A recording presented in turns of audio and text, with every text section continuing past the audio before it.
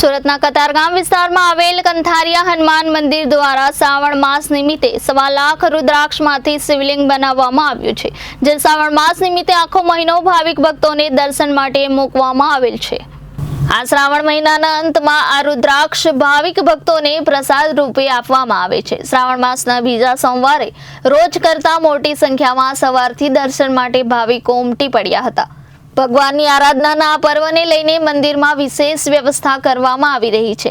મંદિરમાં પણ વિશેષ શણગાર કરવામાં આવી રહ્યા છે। ભાવિકોને કોઈ અગવડતા ન પડે તેનું પણ ધ્યાન રાખવામાં આવે છે। રામ કબીર યાજ્ઞિકે કહ્યું કે 1.25 લાખ રુદ્રાક્ષમાંથી શિવલિંગ બનાવવામાં આવ્યું છે। શિવલિંગનો મહિમા ખૂબ જ છે। રુદ્રાક્ષ શિવનું સ્વરૂપ છે, જેના દર્શનથી પાપ ધોવાય છે। સર્વ વ્યક્તિ શિવમય બને છે, તે માટે આ શિવલિંગ સ્થાપિત કરાયું છે। બાદમાં આ રુદ્રાક્ષ પ્રસાદ રૂપે ભાવિક ભક્તોને આપવામાં આવે છે। આજે પવિત્ર શ્રાવણ માસનો પહેલો સોમવાર છે। સુરતમાં શિવાલયો હર હર મહાદેવના નાદ સાથે ગુંજી રહ્યા છે, ત્યારે સુરતના કતારગામ ખાતે કંથારિયા હનુમાન મંદિર ખાતે 1.25 લાખ રુદ્રાક્ષથી શિવલિંગ બનાવવામાં આવ્યું છે। શિવલિંગને તૈયાર કરવામાં 2 થી 3 મહિના જેટલો સમય લાગ્યો છે।